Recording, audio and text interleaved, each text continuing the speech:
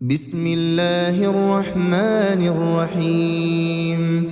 تبارك الذي بيده الملك وهو على كل شيء قدير، الذي خلق الموت والحياة ليبلوكم أيكم أحسن عملا وهو العزيز الغفور، الذي خلق 7 سماوات طباقا ما ترى في خلق الرحمن من تفاوت فارجع البصر هل ترى من فطور ثم ارجع البصر كرتين ينقلب إليك البصر خاسئا وهو حسير، ولقد زينا السماء الدنيا بمصابيح وجعلناها رجوما للشياطين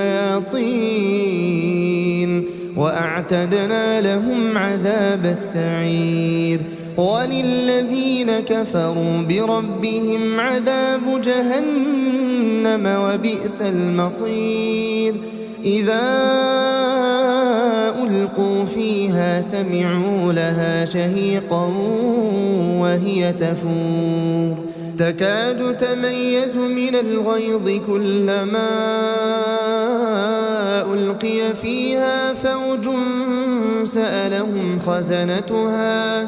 سألهم خزنتها ألم يأتكم نذير؟ قالوا بلى قد جاءنا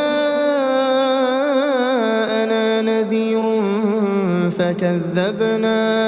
فكذبنا وقلنا ما نزل الله من شيء إن أنتم إلا في ضلال كبير. وقالوا لو كنا نسمع أو نعقل ما كنا في أصحاب السعير، فاعترفوا بذنبهم فسحقا لأصحاب السعير. إن الذين يخشون ربهم بالغيب لهم مغفرة وأجر كبير. وأسروا قولكم أو اجهروا به إنه عليم بذات الصدور. ألا يعلم من خلق وهو اللطيف الخبير. هو الذي جعل لكم الأرض ذلولا فامشوا في مناكبها وكلوا من رزقه وإليه النشور. أأمنتم من في السماء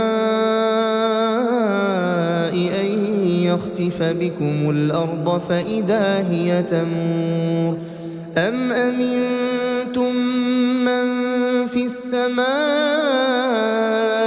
أن يرسل عليكم حاصبا فستعلمون كيف نذير. ولقد كذب الذين من قبلهم فكيف كان نكير. أولم يروا إلى الطير فوقهم صافات ويقبضن ما يمسكهن إلا الرحمن إنه بكل شيء بصير. أمن هذا الذي هو جند لكم ينصركم من دون الرحمن إن الكافرون إلا في غرور. أمن هذا الذي يرزقكم إن أمسك رزقه بل لجوا في عتو ونفور. أفمن يمشي مكبا على وجهه أهدى أمن يمشي سويا على صراط مستقيم. قل هو الذي أنشأكم وجعل لكم السمع والأبصار والأفئدة قليلا ما تشكرون قل هو الذي ذرأكم في الأرض وإليه تحشرون ويقولون متى هذا الوعد إن كنتم صادقين قل إنما العلم عند الله وإنما